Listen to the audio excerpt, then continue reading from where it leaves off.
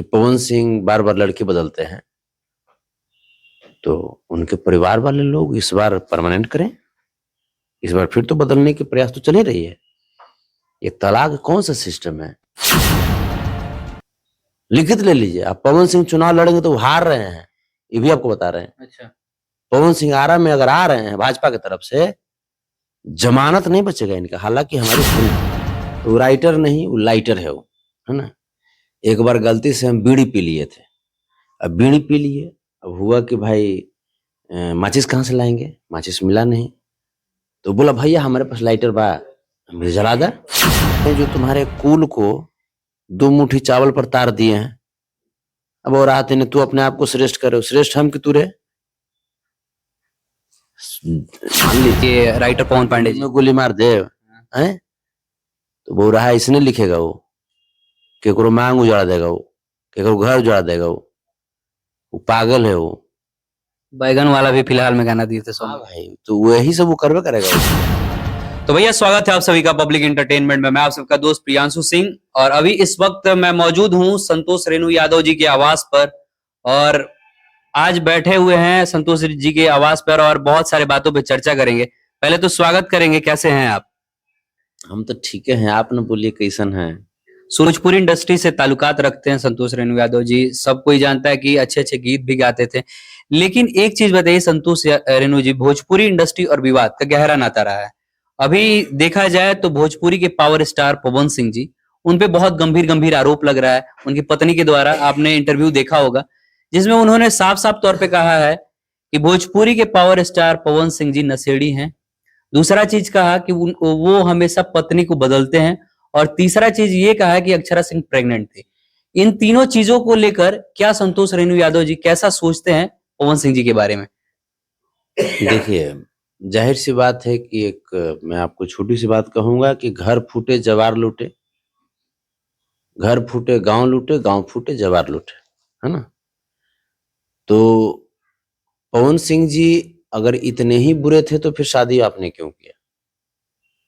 और पवन सिंह अगर इतने ही अच्छे थे तो फिर पत्नी को क्यों छोड़ दिया? ठीक है, तो इसमें ज्योति सिंह जी जो हैं हमारे लिए, हमारी परिवार हैं, भाभी हैं, सम्मान हम उनका करते हैं। लेकिन अगर पवन सिंह शराबी हैं तो ये शिकायत उनको अपने पिताजी से करनी चाहिए कि आपने शराबी के साथ मेरा रिश्ता कैसे जोड़ दिया। इसमें ये ढिंढोरा पीटना ये हमको उचित नहीं लगता। और दूसरी चीज कि अगर इस बात से पवन सिंह के परिवार को तकलीफ होता है कि पवन सिंह बार बार लड़की बदलते हैं, तो उनके परिवार वाले लोग इस बार परमानेंट करें। इस बार फिर तो बदलने के प्रयास तो चल ही रही है। ये तलाक कौन सा सिस्टम है? एक तरफ पवन सिंह जी जिस पार्टी में हैं, जिस पार्टी के स्टार प्रचारक हैं, वो पार्टी बड़ा सो कॉल्ड हिंदुत्व हिंदुत्व की बात करती है। कहाँ हिंदू धर्म में तलाक लिखा हुआ है? कहाँ लिखा हुआ है? तो हिंदुत्व की बात करते हो तो हिंदुत्व अपना करके दिखाओ ना, हिंदुत्व की नीतियों को तो अपनाओ। उन्होंने ये भी कहा ज्योति सिंह ने कि यदि पवन सिंह जी को भाजपा टिकट देती है तो इससे बुरी पार्टी कोई नहीं हो सकती। जाहिर सी बात है, लेकिन पवन सिंह को भाजपा टिकट देगी। ज्योति भाभी, आप यहाँ पे, हम आपकी भावनाओं को समझ सकते हैं, लेकिन आपकी भावनाओं को नरेंद्र मोदी नहीं समझ सकती। चलते को तो पला ही ड्रामा कर चुके हैं, वो तो पला ही ड्रामा कर चुके हैं। तो चोरी चोर मुशर्रफ भाई, नरेंद्र मोदी जी को भाई अपने ही टाइप के आदमी न पसंद आएंगे, तो पवन सिंह जी प्रयास कर रहे हैं उन्हीं के टाइप का बनने का। तो टिकट तो लग रहा है कि मिल ही जाएगा, और इसीलिए नरेंद्र मोदी जी बोल रहे हैं जल्दी जल्दी तलाक लो, भला मामला गड़बड़ा जाए।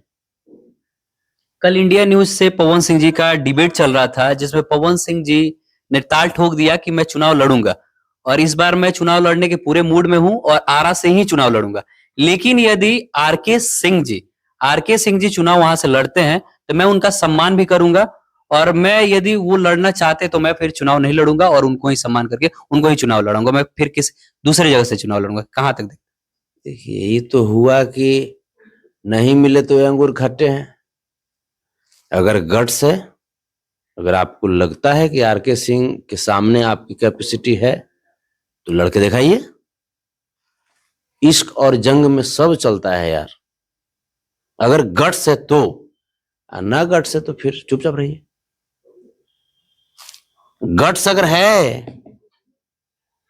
दिनेश लाल यादव, आप याद कीजिए, दिनेश लाल यादव को दिया गया था, भाजपा की साजिश थी आजमगढ़ सीट देना, दिनेश लाल यादव को दिया गया।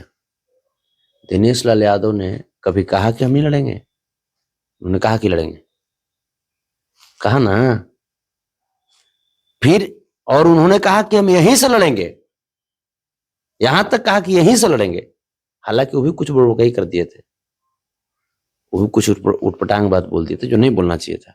गार्जियन गार्जियन होते हैं। मुलायम सिंह यादव रहेंगे, कभी दिनेश लाल यादव मुलायम सिंह यादव नहीं बन जाएंगे, अखिलेश यादव नहीं बन जाएंगे।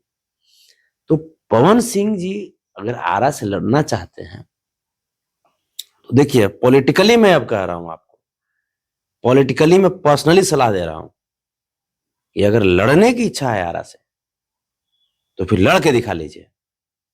इसका मतलब आपके पास गट्स नहीं है, आप पार्टी के आधार पे आप चुनाव लड़ना चाहते हैं। अपना गट्स बनाइए, बनाइए अपना गट्स। हम लोग तो इस बार फाइनल कर रहे हैं कि हम लोग 40 में 35 सीट ला रहे हैं, कन्फर्म। लिखित ले लीजिए, पहले ही से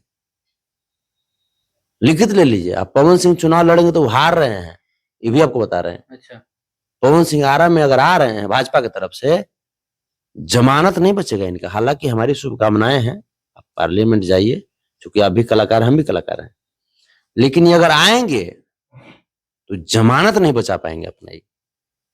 हमेशा संतोष जी ब्राह्मण कुल के जो भी लोग हैं उन पे आप भड़के रहते हैं, और अभी फिलहाल में ही खेसारी जी के जो राइटर हैं पवन पांडे जी, उनको भी आपने भद्दी भद्दी चीजें बोल दी थी कि खेसारी जी को मतलब उनको प्रणाम नहीं करना चाहिए था। मतलब ये कहाँ तक आपको पता है कि बिहार में लोग सबसे ज्यादा पंडित जी लोगों का सम्मान करते हैं, उनको पूजनीय मानते हैं। बिहार के जितने भी जगह पे लोग हैं वो पंडित जी को बहुत सम्मान करते हैं और पूजनीय मानते हैं, लेकिन संतोष रेणु यादव जी ब्राह्मण से इतना क्यों खफा रहते हैं? देखिए, अभी जो आपने जिसका भी नाम लिया कि वो राइटर है ना, तो राइटर नहीं, वो लाइटर है वो, है ना। एक बार गलती से हम बीड़ी पी लिए थे, अब बीड़ी पी लिए, अब हुआ कि भाई माचिस कहाँ से लाएंगे, माचिस मिला नहीं, तो बोला भैया हमारे पास लाइटर बा, हमें जला दा।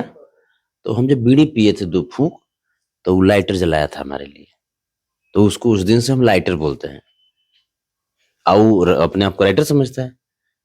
राइटर कहा जाता है जावेद अख्तर साहब को, विनय बिहारी जी को, क्या नाम है इनका, मनोज मतलबी जी को, अरुण बिहारी जी को, कृष्णा बेदर्दी जी हैं, महेश परदेसी जी हैं, प्यारेलाल यादव जी हैं, आजाद सिंह हैं, श्याम देहाती जी अब नहीं रहे दुनिया में। ये लोग राइटर हैं। वो राज अगर मुँह चूहान यानी राइटर कैसे बन जाएगा? अरे मुंह राइटर नहीं रहना चाहिए। अच्छा, मुंह से लिखने की क्या बात की जाती है? होता है, एक्सप्रेशन आता है। अच्छा, एक्सप्रेशन आता है। वो जब मुंह जब करेगा तो इसलिए होता है, जैसे आप जलाते तो उसका इसलिए मुंह है, वो अपने आप को कहता है कि राइटर है। इतने अच्छे अच्छे गीत दिए हैं खेसारी जी को, 200 मिलियन 300 मिलियन। कौन? ये राइटर पवन पांडे जी। में गोली मार दे हैं, तो वो रहा इसने लिखेगा, वो केकरो मांग उजाड़ देगा, वो केकरो घर उजाड़ देगा, वो पागल है वो। बैगन वाला भी फिलहाल में गाना दिए थे हाँ सॉन्ग। भाई, तो वही सब वो करवे करेगा, वो वही सब करेगा। उसको से बढ़िया साहित्यिक गाना लिखने के लिए बोलवाइए तो लिखेगा वो। तो